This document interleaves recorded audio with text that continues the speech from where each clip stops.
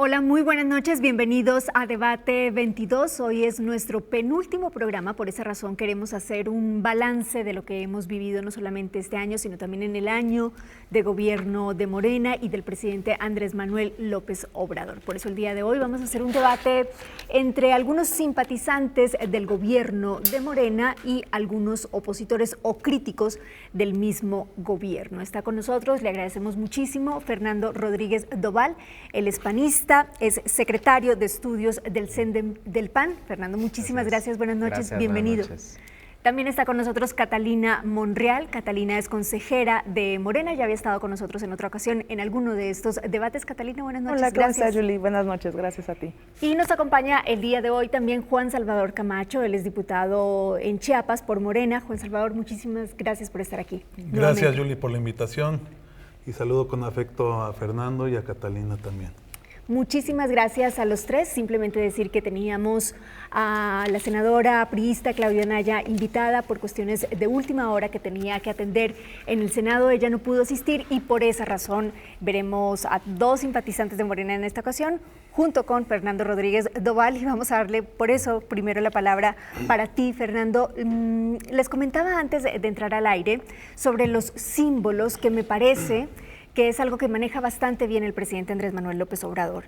Y hay algunos pensadores, por ejemplo, que dicen que los discursos de verdad en las épocas, en los tiempos que nos tocan vivir, se construyen desde el poder. ¿Te parece que Andrés Manuel está construyendo otra verdad, está incluyendo a otros personajes que no habían sido atendidos y está hablando de otras cosas de las que no se hablaban antes? Bueno, primero coincido que en efecto en la política los símbolos juegan un papel fundamental, ¿no? Los políticos, los partidos, pues tenemos que tener la capacidad de saber utilizar correctamente los símbolos, porque los símbolos justamente son representaciones de la realidad o de la versión de la realidad que nosotros queremos transmitir. Y yo creo que en ese sentido, en efecto, el presidente López Obrador es alguien muy hábil manejando los símbolos, siempre lo ha sido y eso ha sido parte de su gran éxito político, hay que reconocerlo. Sin embargo, también es verdad que ya cuando eres gobernante, pues no todos son símbolos, también importan los hechos, también importan las cifras, también importan los datos, ¿no? Y yo creo que uno de los riesgos que se están corriendo en este gobierno es que se está quedando meramente en lo simbólico o incluso lo está llevando a un extremo. ¿Cuál es este extremo? Que la ideología que está detrás de muchos de estos símbolos está anteponiéndola el presidente López Obrador a la realidad o incluso al sentido común y está tomando decisiones simbólicas, ideológicas, por encima de la racionalidad, ¿no? Y esto lo hemos visto, por ejemplo, en temas como el nuevo aeropuerto, ¿no? Donde no hay una sola persona, un solo estudio que acredite que se debe de hacer en Santa Lucía y por el contrario, todos los especialistas decían que se tenía que hacer en Texcoco y él decidió por su fuerte contenido, su fuerte carga simbólica, ideológica, cancelarlo y hacerlo ahí. Y así podríamos hablar de otros muchos ejemplos. Entonces yo creo que, a ver, en política son necesarios los símbolos, creo que el gobierno los utiliza bien, ¿no? Todos los partidos de alguna manera hacemos uso de los símbolos, pero sí creo que en este gobierno ya los símbolos cargados de ideología están anteponiéndose a la racionalidad y eso creo que en el largo plazo no va a ser benéfico para el país. Catalina, ¿qué dirías al respecto sobre esta apreciación que hace Fernando en el sentido de son importantes, los manejan bien, pero en algunas ocasiones este gobierno ya está cargando los símbolos de ideología y eso sobrepasa la racionalidad algunas veces, según Fernando Rodríguez? No, yo creo que el presidente, coincido con Fernando, lo hace bien, lo hace muy bien inclusive. Creo que para la opinión pública y para el electorado y para la ciudadanía en general eran necesarios estos símbolos, era necesario abrir los pinos, era necesario bajar los sueldos de los altos funcionarios, era necesaria la austeridad, era necesario terminar de las concesiones fiscales. Creo que la verdad ha sido modificada, creo que la forma de hacer política ha cambiado, la visión de este nuevo gobierno es diferente y eso es lo que quería la gente, eso es lo que querían más de 30 millones de personas que votaron por el licenciado Andrés Manuel y creo que eso es lo que se está llevando a la práctica. Se han cambiado no solo las prioridades, sino también las personas prioritarias. Creo que en este gobierno las prioridades son los programas sociales y las personas prioritarias son las más excluidas por el sistema neoliberal y por el proyecto neoliberal. Creo que eso ha cambiado y eso se debe de rescatar. rescatar. Los símbolos son fundamentales, como bien lo dice Fernando, y los símbolos que está dando a conocer o los que dio en un momento el presidente eran necesarios, eran fundamentales, y creo que es parte de esta nueva forma de hacer política y de esta regeneración de la vida pública que él tanto ha señalado y sostenido durante muchísimos años. Entonces, creo que era fundamental. Juan Salvador, ¿algo al respecto?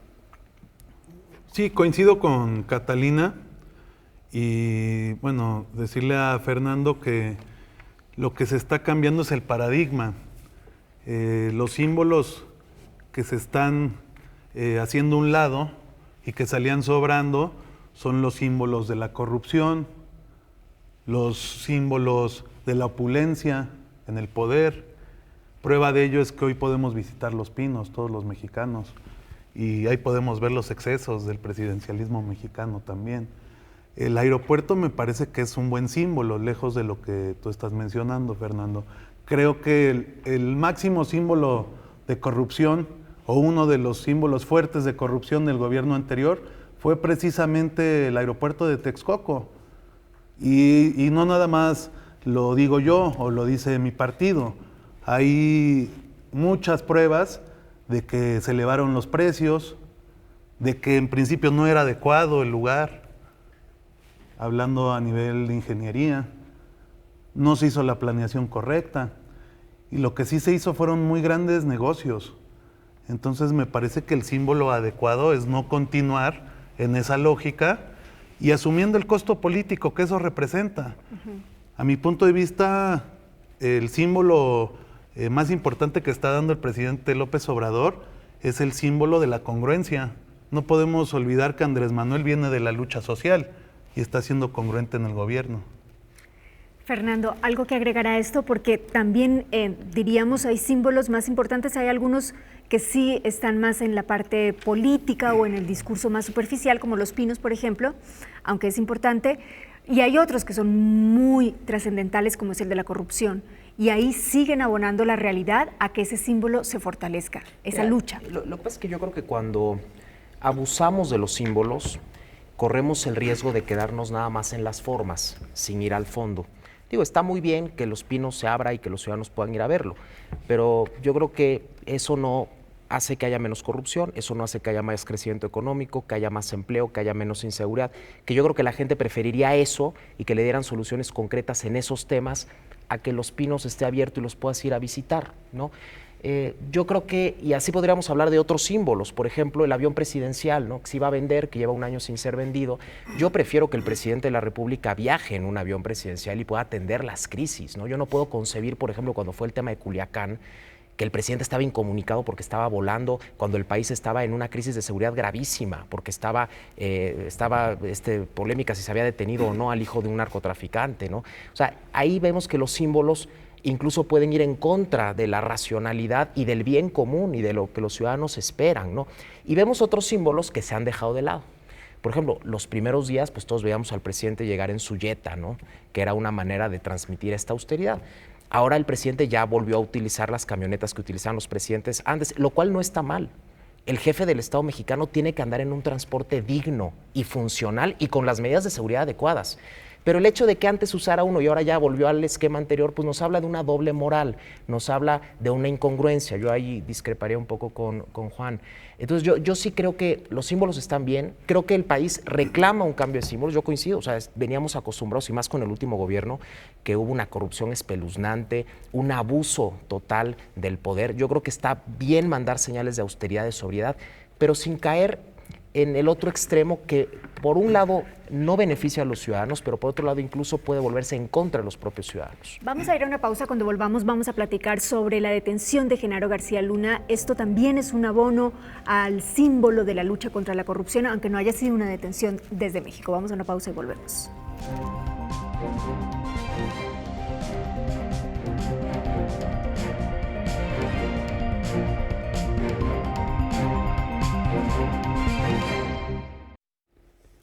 Continuamos en Debate 22. Catalina Monreal, ¿Qué podemos decir del tema de seguridad? Hoy conocimos la detención de Genaro García Luna, va a haber una investigación, por supuesto, es una detención que no se hace aquí en México, que se hace en Estados Unidos y que sin embargo sí abona lo que decíamos a esta lucha de alguna forma del presidente contra la corrupción y sobre todo porque mucha gente se pregunta por qué no se hizo antes.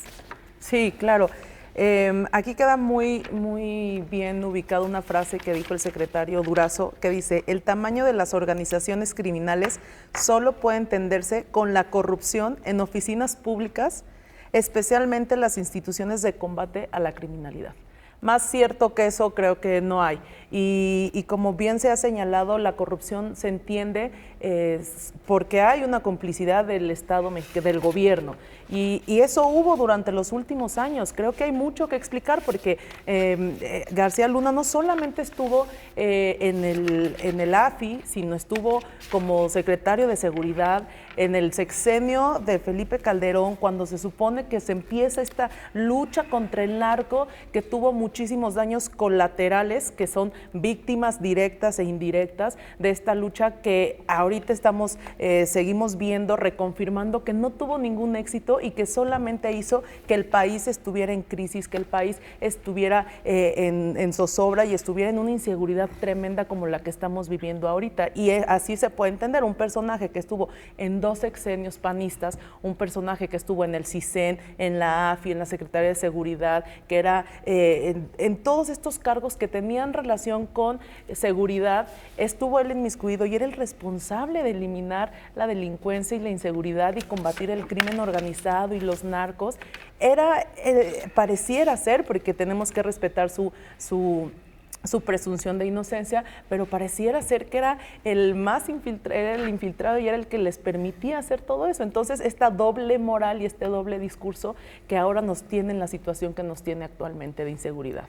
Era al menos un hombre de poder muy cercano al presidente Felipe Calderón, donde con esta detención tampoco la imagen del presidente Calderón panista no sale bien librada, Fernando. Sí, bueno, García Luna, como bien dice Catalina, llevaba muchos años en los órganos de seguridad del Estado mexicano, parece que más de 30, es decir, había transversalizado por varios gobiernos de varios signos políticos y en efecto yo soy de la idea de que si se descubre su culpabilidad se le tiene que castigar con todo el peso de la ley, porque justamente así debe de ser. O sea, yo creo que independientemente de partidos políticos, de gobiernos, cuando alguien comete un delito se le tiene que castigar.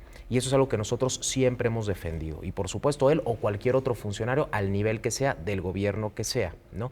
Dicho esto, también es verdad que García Luna dejó de ser secretario de Seguridad Pública hace 7 años y las condiciones de seguridad en el país no han mejorado, sino que han empeorado. En este año, por ejemplo, va a ser el año 2019, el año más violento de la historia reciente de México, con casi 35,000 homicidios. No se alcanza a ver una estrategia clara por parte de este gobierno, ¿no? Insisto, evidentemente la culpa no es de ellos, es un proceso de descomposición que viene de muchos años atrás. Sin embargo, no hemos encontrado hasta ahora una estrategia, ¿no?, por parte de este gobierno que nos diga en qué consiste su manera, su camino, su vía para terminar con los índices delictivos que se viven hoy en día. Entonces yo creo que ahí también el gobierno actual no puede seguir echando culpas al pasado y tiene también que responder por lo que ha estado pasando ya en este año, que ha sido de su responsabilidad, donde además no olvidemos, hoy en día Morena tiene un enorme poder, porque así lo decidieron los ciudadanos, ciertamente. Hoy Morena tiene mayoría absoluta en el legislativo, gobierna en muchos estados de la República, tiene mayoría absoluta en muchos congresos locales, entonces ya no existe el pretexto de que no tiene la posibilidad de hacer los cambios legales que se le quieran hacer. Incluso, bueno, el Congreso aprobó la nueva Guardia Nacional, que parecía la gran estrategia de este gobierno, y hasta ahora ciertamente tampoco hemos visto resultados. Juan Salvador, ¿tú a qué atribuyes el hecho de que la inseguridad no haya podido disminuir de una forma visible y de una manera en la que en realidad, no solamente en los estados, también en la Ciudad de México, nos sintamos seguros si salimos a las calles? Esa sensación no ha llegado todavía. Se han vivido eventos como los de Sinaloa y bueno, por supuesto la detención de hoy es importante, pero lo decíamos, tampoco no es atribuible totalmente al gobierno, aunque haya pedido ya la extradición de Genaro García Luna. Yo creo que sí tenemos que partir de ahí, de que es esto simplemente el pico o la punta del iceberg, el que orquestaba la estrategia de seguridad de Felipe Calderón, Genaro García Luna, que fue la bandera de Felipe Calderón en contra de Andrés Manuel López Obrador, porque hoy sí podemos decir que Felipe Calderón pues llegó de la peor manera a la presidencia de la República, espurio o no, pero con muy poca legitimidad. Y que el que llevaba su estrategia de seguridad hoy esté detenido en una corte de Nueva York por narcotráfico y por aceptarle sobornos al cartel de Sinaloa, pues es la mayor señal de que las cosas se hicieron de la peor manera, tanto en los gobiernos panistas como en los gobiernos priistas. No hay mayor señal. Si tu secretario de Seguridad Pública es narco y Felipe Calderón lo que estuvo presumiendo en su gobierno fue la mejor estrategia de seguridad para él, meternos en un conflicto bélico a los mexicanos donde se pueden lamentar miles, cientos de miles, si no es que millones de muertes, entonces sí estamos ante un hecho gravísimo, gravísimo. Y tratarlo de apagar o decir que no es tan grave, pues me parece sumamente delicado. El país está como está precisamente por eso, por la complicidad de los gobiernos salientes con el narco. Vivimos un narcogobierno, eso es lo que nos están demostrando, no en México, en Estados Unidos, una corte de Nueva York.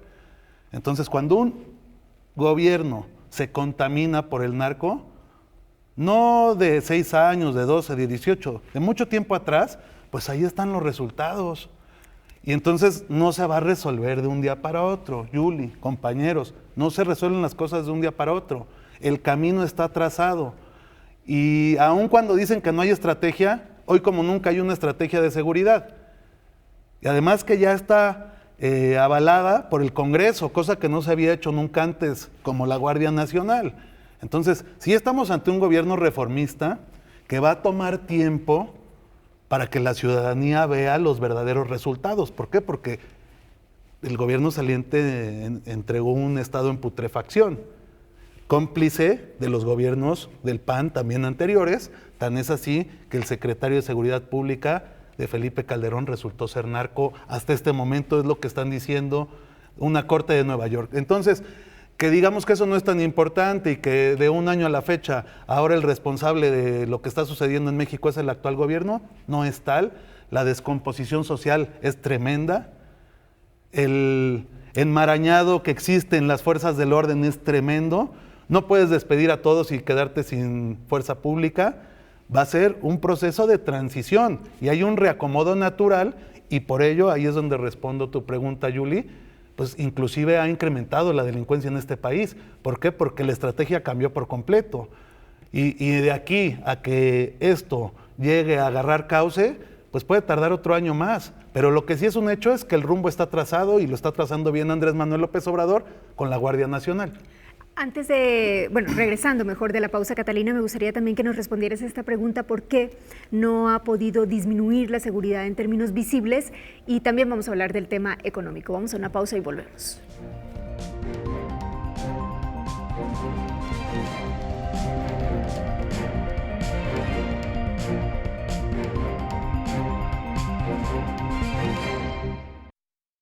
Seguimos aquí en este debate México, ¿cómo vamos? Catalina Monreal, tú eres consejera de Morena y queríamos preguntarte por qué la detención de Genaro García Luna sin duda es importantísima, no solamente para este gobierno, sino en los últimos años con lo que ha pasado en México. Es un asunto importantísimo, es de la mayor relevancia que puede haber esta detención, esperando por supuesto que concluya la investigación. Además de eso, ¿por qué crees tú que la situación de inseguridad no ha mejorado notablemente en este año de gobierno? Bueno, porque venimos de una forma de hacer política muy diferente a la actual, donde había corrupción, donde no había prevención del delito, donde no había un proceso de pacificar el país, donde no había un diálogo con la sociedad, un diálogo con las víctimas, un diálogo con todos los afectados. Y creo que este cambio de paradigma o este cambio de tener la estrategia de seguridad genera pues obviamente reacciones tanto de los grupos delincuenciales como de la sociedad en general, como de las víctimas, y da tal vez por el miedo o tal vez mucha gente, sobre todo los delincuentes, están reacios a este cambio. ¿Por qué? Porque si desde el más alto nivel ya no hay corrupción, obviamente ellos quieren imponer su ley, ellos quieren imponer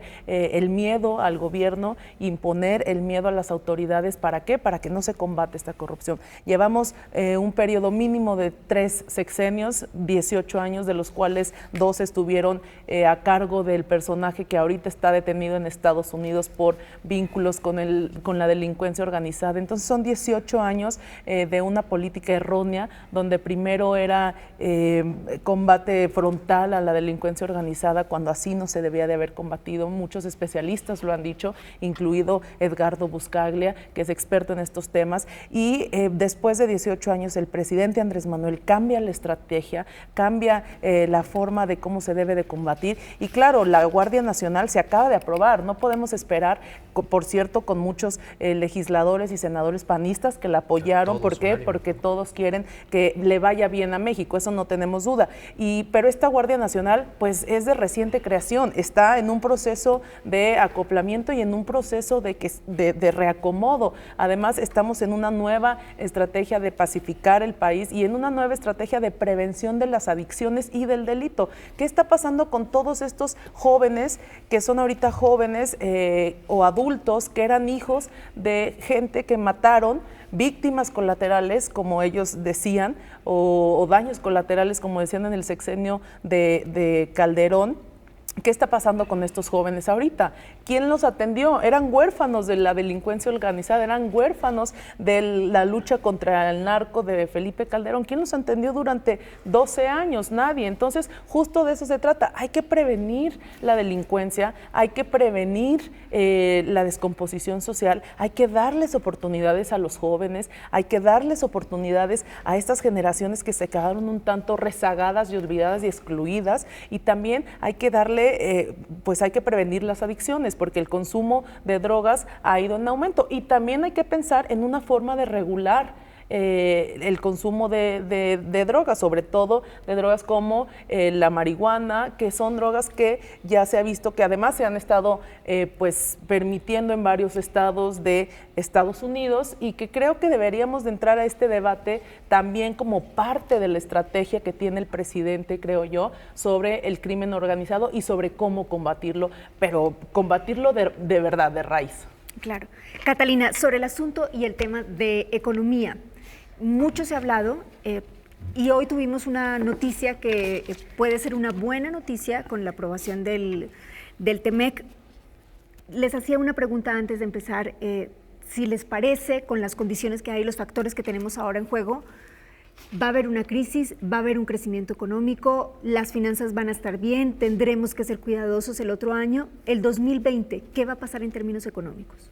No, si bien lo ha dicho el presidente, lo ha reconocido que la economía no ha crecido y no ha crecido como él desearía, pero seamos optimistas en este sentido. ¿Por qué? Porque además hay un presupuesto de egresos muy acorde a la realidad, hay austeridad, que eso es importantísimo, se eliminaron altos privilegios de la alta burocracia de institutos autónomos, se les redujo el presupuesto, se va a dar más presupuesto a los programas prioritarios, a los programas de Sembrando Vida y varios otros que hacen que se incluya a los que han estado excluidos durante muchos años. Creo que el tema de generar miedo en la parte económica contra el presidente Andrés Manuel lo han hecho desde el 2006, desde esta campaña de El peligro para México, y ya vimos que no, que ha sido un buen gobernante.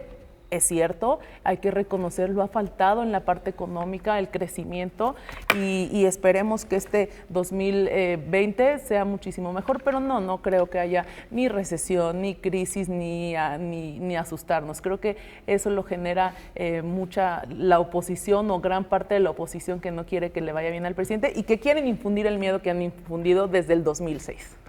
Fernando, en términos económicos, ¿qué puntos debemos estar atentos el próximo año, el 2020, para que estar pendientes de una buena economía, unas sanas finanzas?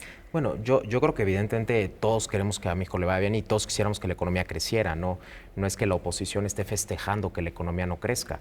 Sin embargo, es una realidad y son datos. Digo, aunque el presidente diga que él tiene otros datos, los datos ahí están y sobre todo los datos están en cada una de las familias que nos están viendo cuando ven su bolsillo a final del día y ya no digamos al final de la quincena, ¿no? La realidad es que la economía no está creciendo y una economía que no crece automáticamente es una economía que se va haciendo más pequeña y que no brinda los bienes y servicios necesarios para que la gente pueda consumir y para que pueda desarrollarse y para que la gente pueda ganar más y pueda tener mejores empleos y mejores salarios.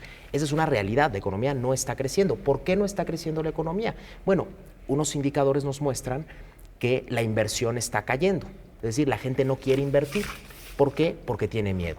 ¿Por qué? Porque tiene desconfianza. ¿Por qué? Porque este gobierno no ha generado un clima de confianza, un clima de seguridad para que la gente se atreva a invertir. Y cuando hablamos de inversión, no pensemos en los grandes empresarios, no pensemos en las grandes transnacionales, no. Pensemos en la persona, en la familia que tiene un ahorro pequeño en el banco y que quiere poner un pequeño negocio, que quiere poner una tienda de abarrotes, que quiere poner una cocina económica, que quiere poner una papelería. Eso es invertir.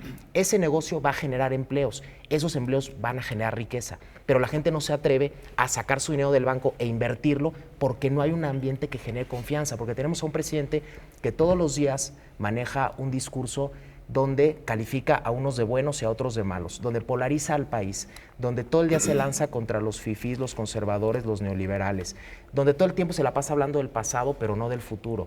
Entonces, por lo tanto, no existen las condiciones para generar esa confianza. Mientras no haya inversión, no va a haber crecimiento económico y no va a haber empleos. Y aquí hay un dato interesante. Los estados que están creciendo más en el país, los estados que sí están creciendo son los estados donde gobierna el PAN.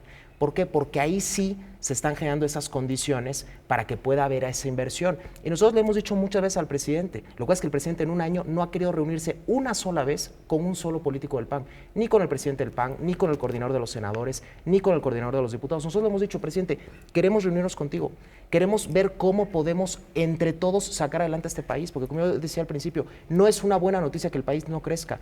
Nadie festeja cuando cada tercer mes vemos los datos del INEGI, pero el presidente hasta ahora se ha negado. Permíteme interrumpirte porque se nos acaba el tiempo y me gustaría cerrar con Juan Salvador y sobre este mismo tema, sobre todo en términos globales, no solamente del presidente, en términos económicos y globales. Bueno, en términos globales, el financiero Bloomberg pronostica que México va a crecer entre el 1 y 1.5% y así la mayoría de las firmas internacionales para el 2020.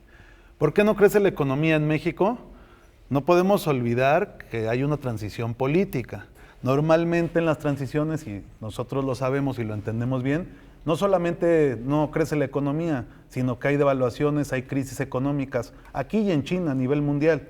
Entonces, no es ese el argumento de que no crece por las políticas de Andrés Manuel, no es tal, no es tampoco que la gente no esté invirtiendo. Se ha generado una polarización, sí se ha generado, es cierto, y se tiene que dejar de generar. Yo soy de las personas que aboga porque eso no siga ocurriendo. Me parece que ese es un error. No debemos de polarizar a la ciudadanía ni de un lado ni de otro. Decir que debido a ello está latente la crisis en México, eso no es así.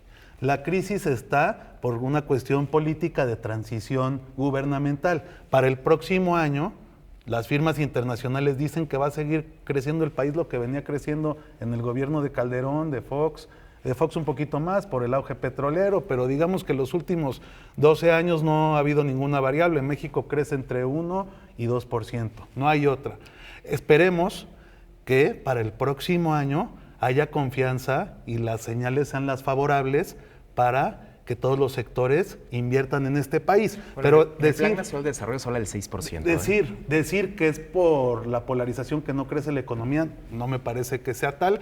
Inclusive es al revés, porque vienen proyectos muy grandes a nivel de infraestructura, donde ya no se las van a llevar las grandes transnacionales estas obras y se va a detonar riqueza cuando las constructoras mexicanas, por primera vez en la historia, hagan proyectos como el nuevo aeropuerto. Bueno, ahí es el ejército quien lo va a gestionar, pero el Tren Maya, por ejemplo, y los grandes proyectos que ha venido planteando Andrés Manuel López Obrador a nivel de infraestructura, las carreteras y los grandes proyectos los van a hacer empresas mexicanas. Eso no había sucedido en México hace mucho tiempo y eso va a generar una estabilidad económica que el próximo año vamos a poder percibir. Esperemos, te lo juro que nada deseamos más que ocurra eso. Desafortunadamente se nos acaba el tiempo. Les agradezco muchísimo a los tres, Catalina Monreal, Juan Salvador Camacho, Fernando Rodríguez Doval. Muchas gracias a los tres por habernos acompañado en este programa y en estos balances que hacemos con cierto tiempo aquí en Debate 22. Gracias, buenas noches.